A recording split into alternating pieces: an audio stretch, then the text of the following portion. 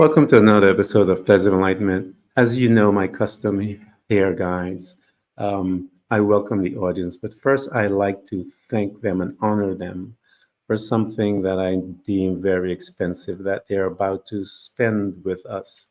First is their time. 24 hours has been given to every man and woman that has been set their feet on this planet. How we respect her, how we honor her, how we give her love, she will give back to us. It will expose you. The other is the journey. Journeys houses creative power. It created the individuals before us. And so we want to stop and honor them both for coming and share such precious commodity here with us at Threads of Enlightenment. Gail and Gregory, thank you for coming to Threads. Thank you, Ken. It's a joy to meet you. Really is. Pleasure is such a mutual expression of love. Thank you. Thank you so much. And one of the questions, as I mentioned to you, that I begin the podcast with is that beautiful question that I love to ask, because I tell people that the ultimate prize that we get to experience while we're on this beautiful plane that is called the earth is the life of a servant. And the question that I pose to both of you is, how do you serve mankind? That's a powerful question, isn't it? And an evolving question too. Yes. We get to serve the more that we are who we are. And so my perspective is that I am the soul who's come here to bring love onto this planet, to bring it through the filters of who I am. And so that love is really the service. And the more that I evolve in my being able to receive and share love, the more I serve. And then I can serve in all different ways, depending on where I am present in the moment. And so being present with love is really, for me, the ultimate service. I love that. And, it's so wonderful that we are on this journey together, Gail and I, and have been for 40 years. And working with sacred geometry, it's showing us how everything in universe is connected. And for myself, the more I expand into that fullness of being that I am, the more I discover you in that process. And it becomes all my actions are oriented toward that recognition, that integration, that respect, that energy that flows between you and I and every single you and I that I meet, until that we-ness starts to come to the surface. And the only actions that we can take in that process are ones of service. If I am lacking somehow, I need to serve myself, because service to all begins with fully accepting and acknowledging that I am part of that process as much as everything in front of me and apparently outside of me, but connected. Yeah, that's beautiful, guys. And I hope our audience is listening, even at the beginning, as they began to lay the foundation as the power of the individualness of each one of us, but yet the interdependence. And I tell people there are two journeys: the independent journey to get to know the self, but you're still connected.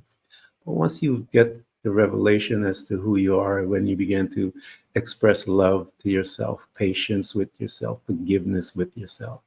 You are studying the human being.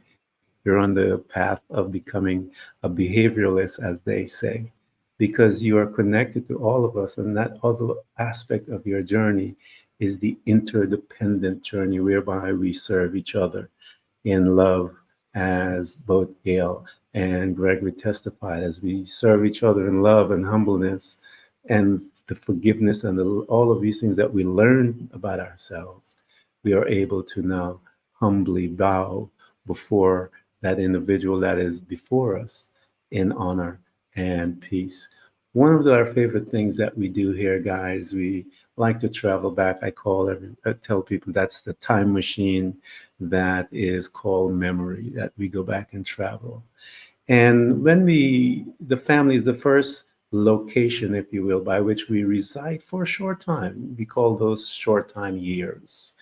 And mom and dad, through however traumatized they were as uh, people, they are going to deposit data into you and I. I tell everyone, I was there and I witnessed my son's birth, and it was traumatic for me, my wife, the kids, everyone was traumatic in there, except for the physicians and the nurses who had knowledge that we did not have. And so those family members that we have, mom and dad, were traumatized, and they are now going to deposit data in you and I. And that data is going to guide our life on perspective. How was your childhood? Gail, invite us, Gail. Let me go to you first. Invite us to that family unit of yours, and what was it like? Mm. Interesting. I would say that my family unit, just as you're showing here, really did the best that they could. Yeah, And they were struggling from their losses, from the struggles that they went through, whether it was the depression or the loss of my father lost his father when he was a very young man. Um, so many things that are unresolved in each one of us then touch into who we have our deeper relationships with. yeah, And what was interesting for me, Ken, is that I always felt like I didn't fit. And I remember as just a little child looking out at night at the stars, the galaxies, and going, where am I? Where do I fit? How did I land here? I just didn't feel like this family was really it didn't have the same vibration, the same energy that I had in my being. And it was a little rough for me because I yeah, felt lonely. And so I had a very interesting experience when I was about 3 years old, and I was outside playing and swinging on a swing. And I had this epiphany. And I remember that I didn't understand it, but it was like this light bulb went out, and I went, oh my, I'm here to make a difference on this planet. And I was so excited. And I ran into my house and found my mother in the kitchen and I said, Mom, I know why I'm here now. And I tried to express it. And she just kind of smiled at me and said, oh, that's nice. And it just sort of like, I was another one of those moments that said, just wait, hold on to yeah. this. It will be revealed as time goes on. That is beautiful to have at 3 years old, Gail, for this young being to be questioning and alert to the fact that she is able and capable of questioning things, because most individuals that age are not at that level at all. Yeah. So it left me, it marked me as one Yeah, that was always searching, yeah, who wanted to find my connections, wanted to find my tribe, wanted to find how I could be, in the broadest sense, a contribution. And Yeah. as you've put out, in service, to bring something more here than what I felt like I landed into. Yeah. And Gregory, your family unit, what was it like as this young man was brought into this world and he is amongst this family unit that is basically strangers that we're about to get to know? What was your encounter like? You know, in many ways, it was a beautiful childhood in that my parents were divorced when I was in second grade, and my mother had three sons, and she devoted her life to us. Where in the summertime, she was a school teacher. We would take off and travel all summer and Hmm. just camp in different places. And that was, lovely and beautiful. And yet, there are things that we absorb from our parents and people Yeah. around us, like you're talking about. And some of those I didn't notice until I was quite a bit older. And Yeah. one of those things was this anger inside me. And I didn't fully recognize how much of my mom's anger at the way she was treated in the separation, the divorce, what happened with other people.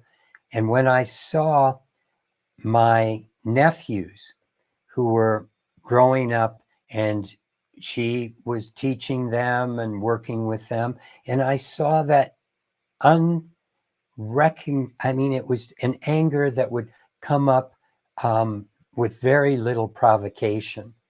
And Yeah. I recognized, oh, here's an aspect of my relationship with my mother that I took as my own. Yeah. And yet, is this anger something I need to keep hanging on to? And I just want to say one other thing, and that's in writing our book, which was just last year. I was going through issues where I couldn't really write very much. And Gail and I, went back in time and did some healing Yeah. around my childhood with my mother and the way I was writing and the way certain things happened with her. And in my school, the way I judged myself for my ability to communicate and felt that I couldn't be heard.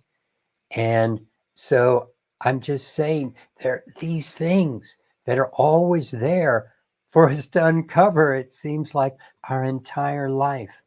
And Yeah. when we have an issue, it's so important to be able to openly go into some of these places like you're recommending, and really looking at it and sharing it with someone that can help reflect it to you so you can better understand what serves me and what doesn't serve me Yeah. in all the things I've collected around making up this strange character that's dancing here now. Yeah. I think, guys, that, and what a powerful imagery you both laid out. We are energy to some degree, and I believe, the programming, if you will, of us. Some of the things that we come with are ancestral. I believe that programming started way back then, and then we enter here into this particular dimension, if you will. And while mom and dad are arguing, all that energy that is happening on the outside world, this little fetus is getting data. This little being is getting this because we are more than just the body. The conscious mind is there, observing, grabbing data. We are getting it from the songs, the music, the arguments, the fight, taste, everything. that is being um, around us. And so I believe that is why it is going to take several, it's going to take lifetimes to uncover all of the data that we have been programmed with.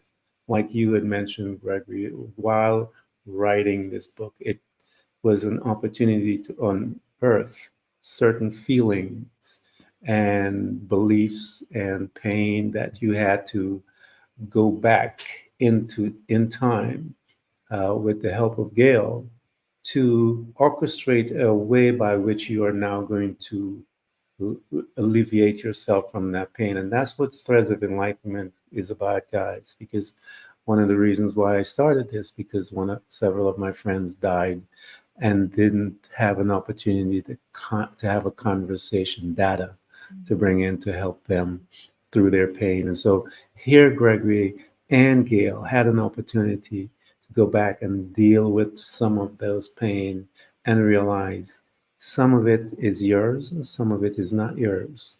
And you Mm. have to learn how to decipher which is which.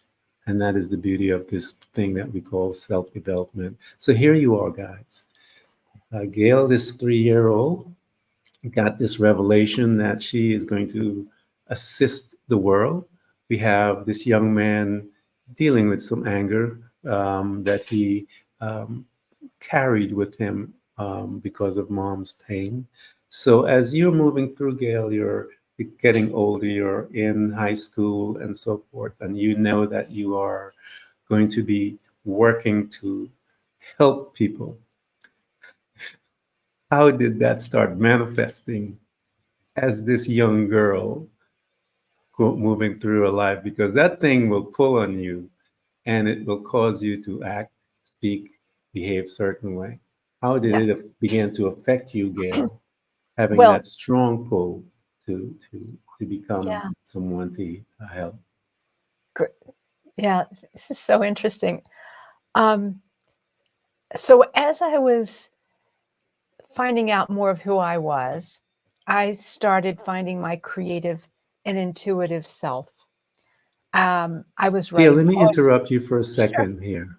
Let me ask you, how were you finding out more about yourself? What was it that you were doing as this young individual collecting information about herself? How were you doing it? Mm. Through relationships, Mm-hmm. um, I was always a very self-reflective child. And so I would just really want to understand me more. Mm-hmm. And so in doing that, I was I was really looking for answers. I wanted to understand myself and the universe. I wanted Yeah. to understand, where do I belong? If I am here to make a difference, who the heck am I? What am I? Right? Yeah. So I really was, from a very young age, on a very reflective um, journey where Yeah. I was looking for answers, and I was trying to find the answers in different places, and I would find that I couldn't find them that way. Like, for instance, um, I remember when I went to Sunday school, and I thought, oh well, maybe I'll get answers here, and then I found that no, I wasn't getting answers there. Yeah. It was too dogmatic. It wasn't. It didn't satisfy my inquisitive mind. It Yeah. didn't feel right. And so where I really found it more was in that sensitive part of me, the artist part of me. And Yeah. so I started doing things with writing poetry and looking to find myself as an artist, how to find beauty in the world, and how to make something out of it. Yeah. And Yeah. so that was really, I think, what triggered me in doing that. And when I when I was, let's see, I guess I was a young woman, young girl, and the war in Vietnam was happening. And Yeah. I had grown up in a pretty insulated environment where it was shocking to see what was going on with the killing in Vietnam and the terrible injustices that were happening to people of other races and how women were being treated. And so as I was developing and becoming more aware of things, honestly, I was furious. You know, it really triggered something in me like, this is not okay. This is not the way that we ought to be treating ourselves and each other. And so it actually really activated me to, you know, to get out there with my body and my voice to say, no, this is not okay. There's more here, and there's work that we need to do to make this society and this government more respected of, or more respective of all people and all life. Yeah. So those things really touched me deeply, how we were damaging the earth, how we were damaging each other. I Yeah. was very sensitive to all that. Wow. And Gregory, you as this young man, again, dealing with something that you picked up and you're moving through your life. And how was your relationship with first Gregory? And secondly, what was your relationship like with others outside of you, with dealing with this anger and navigating your life? What did you feel about yourself? How did you look at yourself around that time? And how did you relate to those outside of you? I was having, excuse me, I was having a wonderful time, actually. I Yeah. was doing, I was very creative. And so, like in high school and college, I did what I felt like doing and managed all kinds of things. I was the head of this, the head of that. And I would do things where, for example, I was the head of the honor society. And after I became that, I went, this is sort of worthless. What's the point? Well, let's do something with it. So Yeah. somehow I got it passed that anyone who was in honor society didn't have to take final tests. And I don't know how I got it past teachers and the principal. Everyone was pissed at me, but I was kind of like, well, I just was doing what I felt like doing. When Yeah. I was in college, um, I studied sciences, but by the time I got to be a senior, I got immersed in literature and the arts. So I decided to do a thesis in the art department, and I Mhm. and I wanted to have all these pictures I was taking up on the walls, and I asked to bring in a couple truckloads of sand to put sand on the floor so people could walk through an environment in sand and look and just be out of their element. And Yeah. of course, no one said I could do it. I can't give you permission to bring in dump trucks load of sand and bring them into a building. So I decided to go to the comptroller of the school, the guy who wrote everyone's checks. Yeah. And I knew he liked baseball. And to be honest, I didn't pay attention to a lot of things like sports when I was growing up. Yeah. My head was somewhere else in creating things. And so I talked to him a little bit and said, oh, by the way, I want to do this exhibit where I bring in all this sand and do this and that. And he goes, that sounds like a pretty neat idea. And I said, thank you. And so I went to everyone else and said, here he is, the guy that signs your checks. He thinks it's a good idea. So everyone went, okay.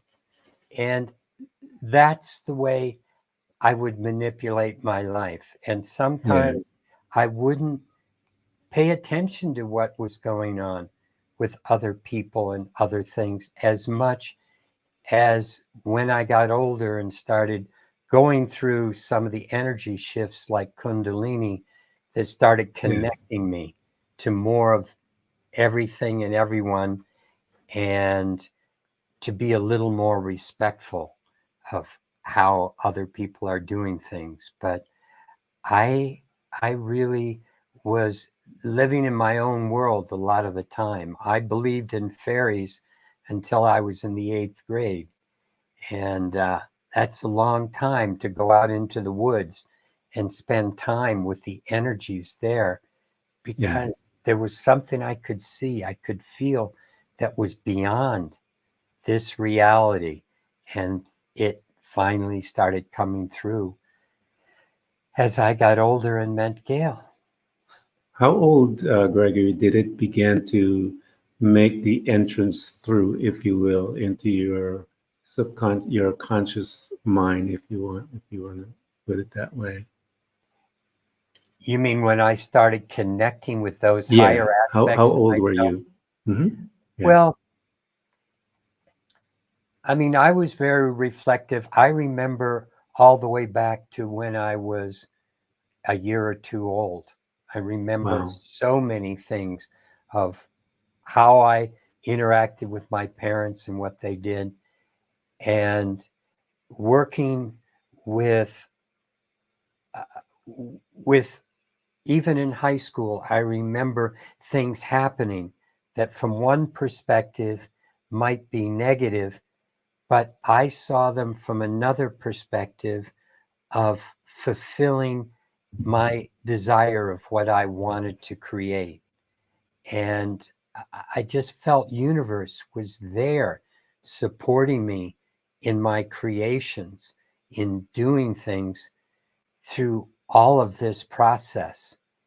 And it was going deeper and deeper into realities that, when you talk about belief systems, it's like it goes so deep in all Yeah. of us. And what we're doing with sacred geometry in our new book, we're bringing in a lot of thoughts that haven't been shared before, new Yeah. ways of looking at things. And belief systems sometimes keep people in that spot where they go, I can't get into that. That can't be real. But you look at some of the things we do, like, have you ever used the phrase knock on wood? Mm-hmm. You know where that comes from? No.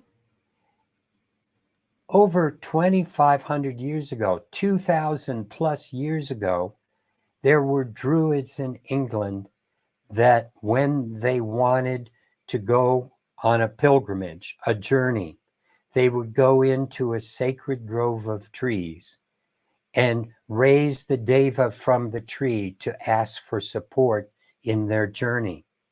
They Oh. would knock on that tree to awaken the deva. And Oh. today, people are standing next to a metal desk with a vinyl veneer of wood on it, and they say, I just bought a lottery ticket. Knock on wood. And we do so many things like this. We have belief systems that are moving us in our lives that we do automatically. And in a way, it's when I went through an experience of Kundalini in my early 30s that everything started breaking apart. Yeah. And these belief systems, what is real? I was floating through the universe and communicating with beings on other dimensions, and had no way of finding cross references in time and space to know where my reality was. And I Yeah. was blown into totally new ways of thinking and being. Yeah. It was hard for me when I started utilizing meditation to, and I tell people many times that meditation has saved my life. And there were some meditations, guys, that took me into areas where I had no form of reference. I couldn't identify, nothing was familiar. You had a degree of trust that all was going to be okay, and to allow the process to take place, and that you would come out on the other side. And sometimes it was nervous when I first began to do that. I remember the very first incident when I began to travel to a location where I was not familiar with it, and I got terrified and came back and I said, I'm not ready yet. Um, but it intrigued me that that place was there, because I was going there and I knew that Mm. I had, if you will, an appointment there, but I needed to be ready for that appointment. And eventually I was able to meet that appointment. But here you are. I love you guys' story. It is absolutely beautiful to see these two individual beings at such a young age being pulled by the unseen, if you will, the true reality, the truth. I tell people that natural stuff is not the truth. Mm-hmm. This is, and I always tell, this is what I say to people. There are two worlds. There's the truth, and then there's the factual world. We look and live in the factual world. Facts can be changed all the time, but the truth does never change. It stays constant. And that's what we are about to find out as we, and I'm going to talk to you guys about all of the charts. And we're going to bring them out, guys, because I think it's going to be fascinating. But I wanted to set the foundation of you guys before we get into that, where you bring the charts out, because I'm going to be probing you about those things. So, Gail, here you are. You're heading into college. Which direction, what college did you pick, and what field did you pick? Why did you pick it? What transaction took place that caused you to go into that direction? Okay. Well, it's kind of another interesting story. So I was already kind of developing myself as a bit of a rebel at that point. Mm-hmm. And that was the first time I kind of felt like I could feel my energy. I could feel like, yeah, I mean, I know I'm here to make a difference. And part of it is like really identifying that what's going on here needs Yeah. attention. So I went off to the University of Maryland, and I started out in the College of Education. And the reason I did that was because my parents had said, well, here's a great one. It's a great profession for a woman. Thanks a lot, right? Say that to you. So That's beautiful. that didn't last too long, I'll tell you.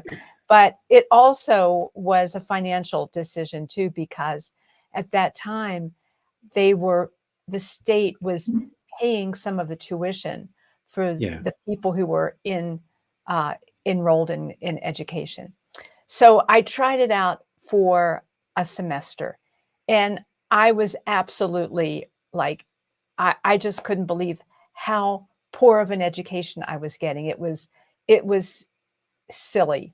Yeah. So I let my parents know I'm pulling out of this. And in the meantime, this was in 1968. So I'm getting into all these other things that are like outside of the classroom and going, yes, this is where it's at, right? This is Yeah. relevant. So I think, so my education, I was more interested in things like philosophy and um, things that, my parents were not really thrilled about, Yeah. but it was it was satisfying my inquisitive mind. So Yeah. I was doing that and then getting involved in what was going on. I was outside of Washington, D.C., and the war in Vietnam was just, going crazy. And the anti-war movement was also growing very Yeah. strongly. So I found myself in the midst of that. I actually ended up dropping out of college because it just didn't seem relevant. And Yeah. I was working in Washington, D.C. as as an organizer Yeah. with Yeah. causes that I believed in. And Yeah. so I actually did that for about a year or two until that started breaking down, because we were searching for answers, but the answers weren't there. And people were getting angry and they were getting frustrated. And there was all kinds of weirdness that was going on. So I realized at that point that what my journey was I needed to find myself. I needed to understand me. I needed to dissect myself more. And I did end up going back to college. I didn't finish, but I ended up going back in the arts and Mhm. learning more about being able to express myself through drawing and painting and all those kinds of things. And that definitely helped me on my journey. Yeah, I tell people that the arts is one of the most powerful things to get involved in because it activates one's imagination. And when the imagination is activated, it is one of the most powerful tools man can utilize in creating because we are creators.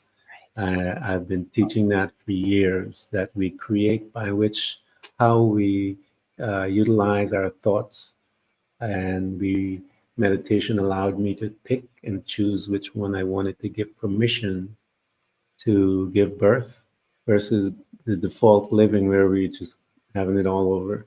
And I tell people that we, the human being, is a it's not a we meditate day and night. This being of ours is a meditator. Um, we may not know that, but when we are doing our little things, we are thinking of something in our mind, and we're putting that tape, that belief, as Gregory would say, that thought and that repetitions become a belief system that we need to unravel as we are exposed to it much later on in our life. So here you guys are, and I can't wait to hear this wonderful, magical story of these two powerful individuals going through their journey when they meet. Because when you guys meet, you've gone through a lot of living, if you will. You've learned a lot. You've gone through much, and yet you were pulled together by the universe to accomplish something that is absolutely powerful when it comes to understanding human consciousness at the level that you guys are dealing with on a daily basis. Talk Mm. to us about this magical journey that fascinated me when I read it. I'm like, I cannot wait to hear about that. I'll let whoever want to pick that and go with Okay. that magical journey. We'll go back and forth like Yeah. we've always learned to do. And, Yeah. you know, it's such an important process for a couple to dance in and out of each other all the time. Yes. And we started doing this when we first met. Yeah, we did. How We did. old And were you guys when you first met? well, I was 35 Hmm. and Gregory is 3 years older. So he I was, was 38. yeah. Yeah. And I had just been told by, well, she wasn't really a girlfriend. She was a very close friend. And she said, well, I guess you're officially a bachelor now. And so that was the part of my life where I connected with Gail. And for the first time, saw that marriage was not only an option, it was a necessity because of the Yeah. synergy of us coming together. We really did recognize that Yeah. we had work to do when Yeah. we met. And I'll let you tell the first of the story. So I had moved to Boulder, Colorado a couple of years before. And the beginning of 1985, I just really got, that it was time for me to find my partner.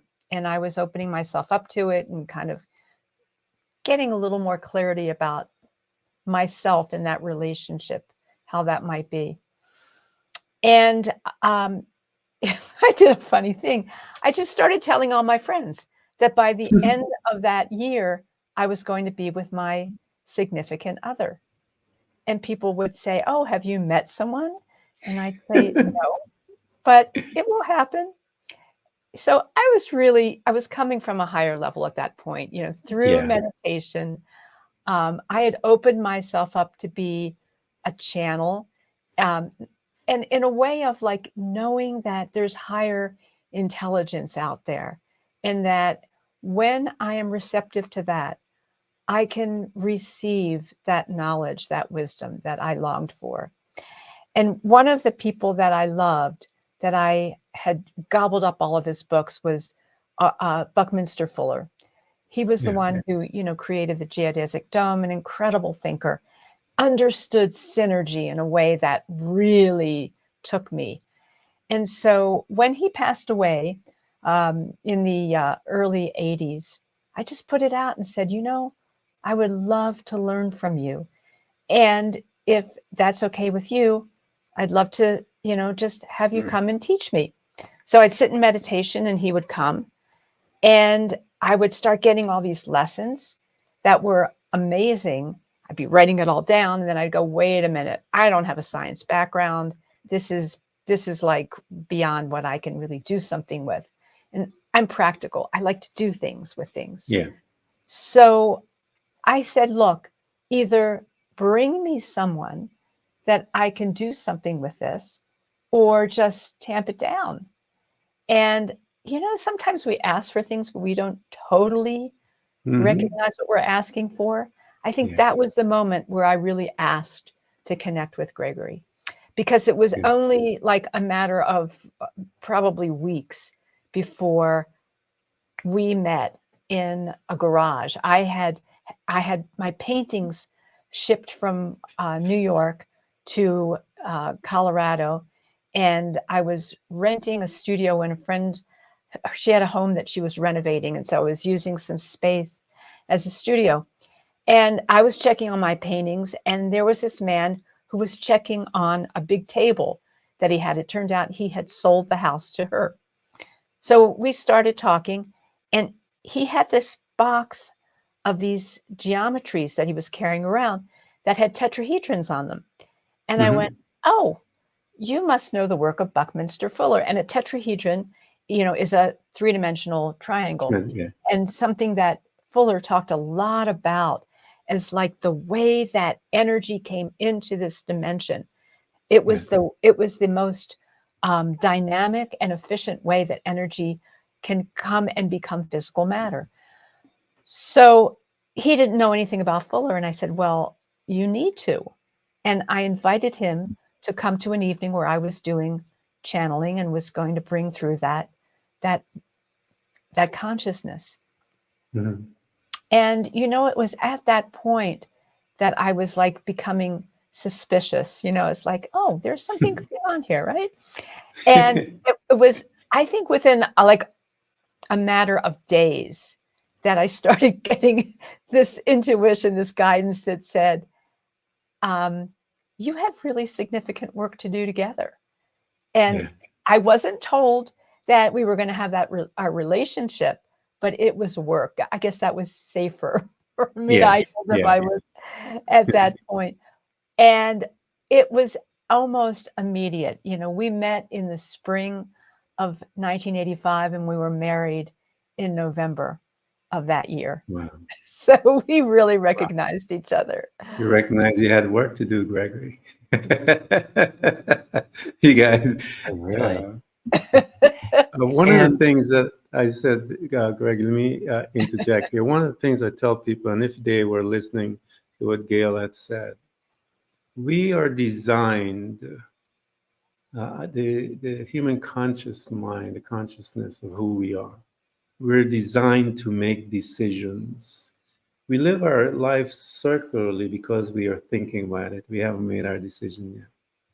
But Gail said she decided that she wanted her mate, and she spoke it and released the power of what the religion we'll call fate, that power in her words. Send that energy out. It just happened that this house was sold and all this. So circumstances, once we release the words, circumstances energetically will go out and create a situation to make it happen because we are that powerful. But we are circular because we haven't decided what we want. But the minute you decide what you want, you would be amazed at what happens within, as Gail had said, within hours, within weeks, within days. It is designed that way. And so I tell people, learn to go inside and decide, because once you've decided, your life will change. So here you are, Greg, you are in this. What was your decision when you were on the other side? You know, what Gail was thinking about. What was your conversation with Gregory at that time? Ah, well, it was curious. I had gone through a lot of Kundalini Yeah, that's about powerful 5 years stuff. earlier. It Yeah, was energy running up from the earth, wanting to connect to soul, and yeah, the energy was running through my body so strongly that I literally had holes being burned in my hands and my feet wow, over where the chakras are, yeah, major chakras, just energy passing through. And I was building what higher dimensional beings were showing me, aspects of creation that exist before it becomes physical. All this energy follows patterns and rhythms and cycles. So I was building what I was seeing. And curiously, a year before I met Gail, I took a workshop on, it was just creativity. Part of the reason I took the workshop is there were about 45 people in the workshop, and maybe there was one other man beside myself.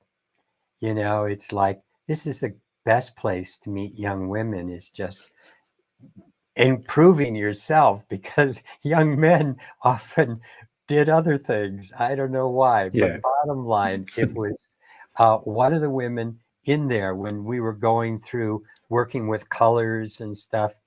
Um, she gave me this card that had been handmade with a painting glued on the back, and I put it in my wallet. She said, "You should meet this woman." And I wrote down meditation, color, sound, and put it in my wallet. It was the only card I had in my wallet that a week after I started going with Gail, I pulled it out and realized, this is your card. So yeah, universe has ways of working with us. And like you said, we can be very circular. I can be very circular, getting caught up in this little thing and that little thing. yeah. And universe often has a backup plan.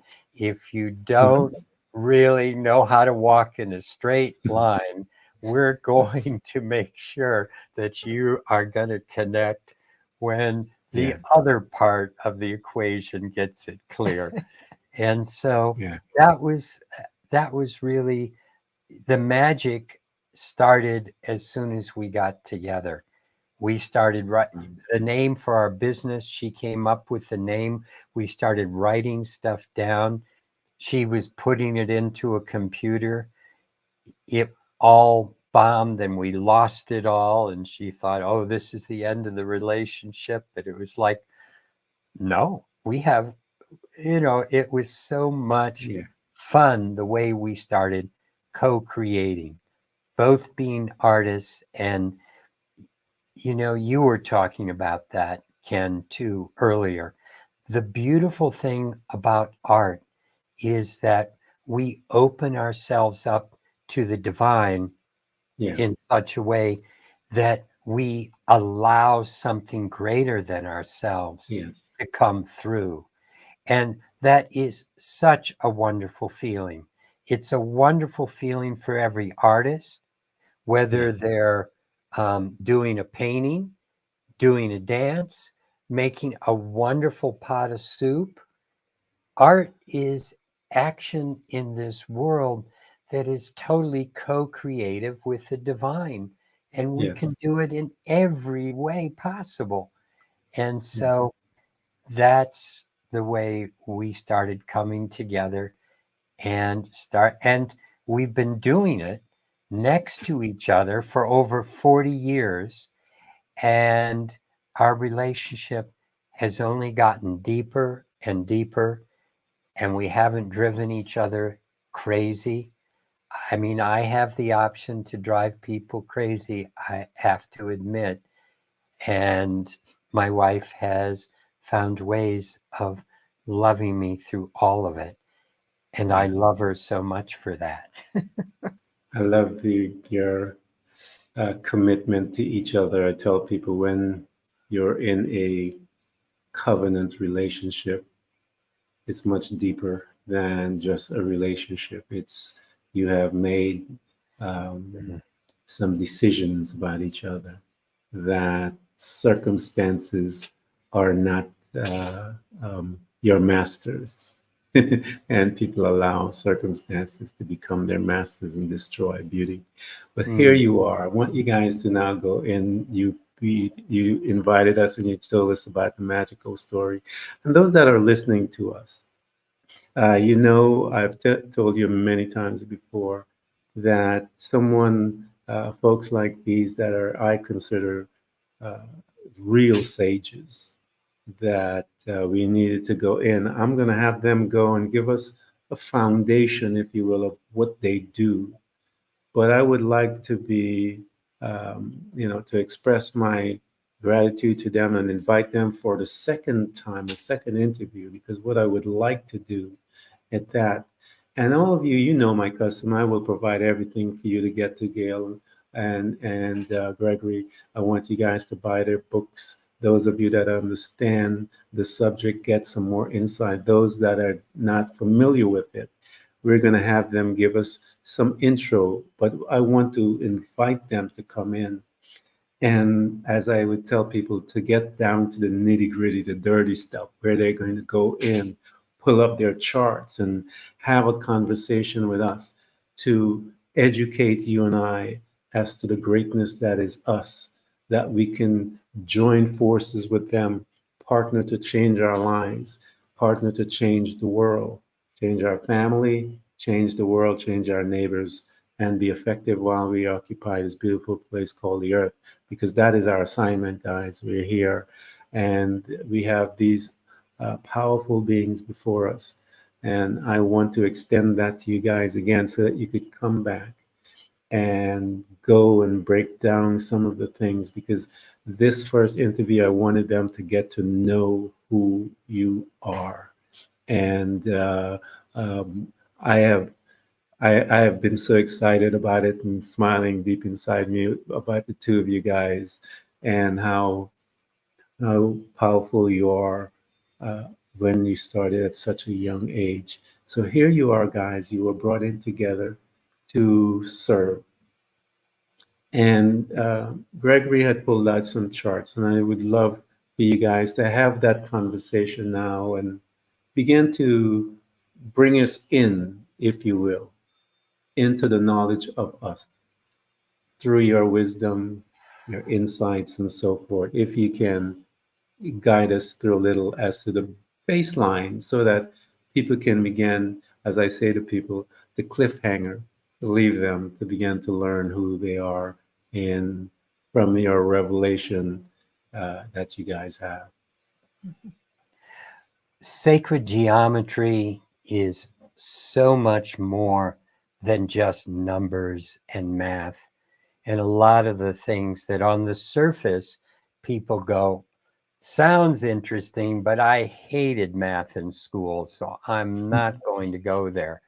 But what our book starts with is consciousness, and what is consciousness, and what blocks consciousness. And so I'm going to share a few images that can start to get us into an understanding of how sacred geometry can be such an important element in our lives. Yes. So here, this is the cover of our new book, Sacred Geometry, the Universal Language of Divine Alignment. And if anyone wants to go to our website, I Connect, CONNECT, the number 2, and then all.com, iconnecttoall.com/chapter, they can get a free chapter on consciousness from our book. And inside, since we're going to be talking about who we are, I like to envision that we are like an iceberg, like this image you're seeing on the screen right now, where 90% of us is really hidden. And we exist just at that physical part, like the tip of the iceberg, which is what you've been talking about, Ken. You know, the stuff that we kick around and bump into here. But that's not the full truth of who we are. And it's not really truth in itself because it keeps changing the outside, the tip of that iceberg. But soul at the top of the iceberg, that's if I flipped it over just to show that, you know, soul comes first, and all these different dimensions that exist that we don't even realize are dimensions in our life, like our emotional body. It exists in the field around us, where some people can see an aura and they recognize those colors as emotions. And yet we feel them, but they exist on a higher dimensional level, just like our thoughts exist on a higher dimensional level. And soul, that energy that's keeping us alive, wants to come through all of this into our body and connect. And what we say in the book is that all difficulty, all disease that we experience in our lives, it's a blockage or a denial of that flow of energy from source. And if we look at what blocks that flow of energy from source in our life, it's like all the things in this image where we're sharing electromagnetic pollution, our cell phones, our computers, the 5G that's getting installed, the stress that we are going through in our lives blocks higher dimensional flow. Our negative emotions, all the judgments and beliefs that we've been talking about can disrupt that flow of energy of who we truly are. And then the toxins that none of us can escape from.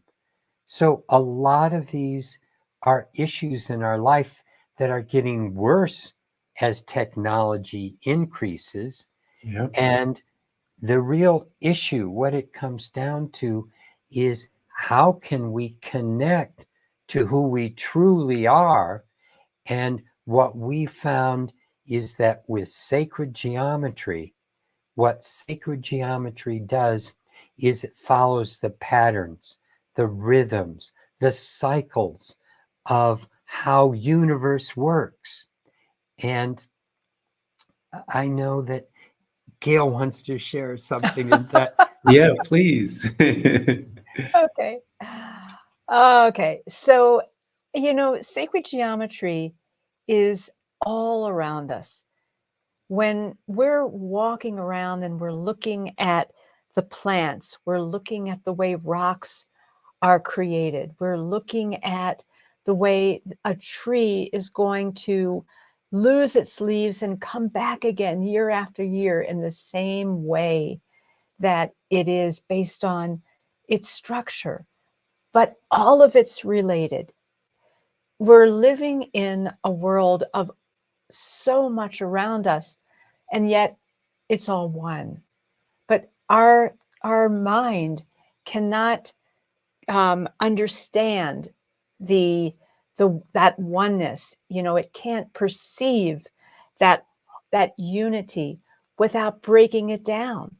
But Yeah. just like if you look at a fractal, it breaks it down, but you see there is that same sequence over and over and over again. We are all connected. And something that I think is so profound about sacred geometry is that it is showing us how we're connected, how everything comes from energy into this universe in very precise ways. We're not just living in this crazy random universe. It's got amazing order, and we're part of that. And so when we're aligned with that, we find ourselves, we reconnect. And what's very unique about working with three-dimensional sacred geometry, which is what we've done for these nearly 40 years together, is that Yeah. there's a resonance. And when we're in resonance with how everything is created in the universe, then we relax into it. We become one with that. And all the parts of ourselves that don't normally work as well start working. Our relationships work better. Our bodies work better. Our creativity gets inspired. Our intuition gets opened up more because we are allowing ourselves to really be who we are in the way we are one with creation. Yeah. I love that, guys, because the synchronicity of life, the plants taking carbon dioxide, regenerating it, partnering with us so that we can live here together. I tell people about animals. Animals are here. One of the things that man suffers from is stress. And you sit down with a dog or a cat and you begin to engage with that relationship, stress goes. I've seen that naturally, even in a skilled nursing facility that where I was a part of. We would bring in birds, animals, and nature to allow the human being to reconnect and connect back to that circle that will is all of us. We are a part of it. Many of us are disconnected from it, and we're seeing the results of that, how we relate to each other. But then you have those that have been awakened, those like Gail and Gregory that are assisting us to also awake to the connectiveness of each other and the greatness of each other, and that we are able to serve each other through love and humbleness. We see the representation here before us with these two individual beings through love and humbleness. They serve each other and are serving us as well. And we are going to provide all of the information. This has been really such an honorable time for me to engage in the conversation with both these precious beings before me in their bodies as Gail and Gregory. I am honored that they took the time to come and share their precious commodity and their love with us here at Threads of Enlightenment. And if they are willing, guys, I know I threw it out there. I really would like them to come back in and go into those charts a little more to allow us the opportunity to see who we are, because most of us don't know who we are. And with their wisdom, insight, and knowledge, I'm telling you, we're going to get to know who we are. We're going to provide all the books and the links for the books and everything. And I encourage all of you that are listening, get it for friends, give books as gifts to people. They're precious. They house power. Those words carry life-changing power. Because when you sit down, I always tell my audience, when you sit down with the authors, you're having a one-on-one conversation, exchange with them through the words in those pages, where they're able to speak to your subconscious being while you're sipping that tea and that coffee in your comfort zone. And those words will be able to go in and excavate and create a brand new world for you if you allow it to happen. And so we're honored to have both Gail and Gregory here. And I thank you so much for coming to Threads of Enlightenment. And I want to continue this relationship because you guys are going to help me out to become a better man. Thank you so much for coming. Oh, Thank you, Ken. Thank for you. inviting us in. And we will joyfully come back again. Thank you so much. Mm-hmm.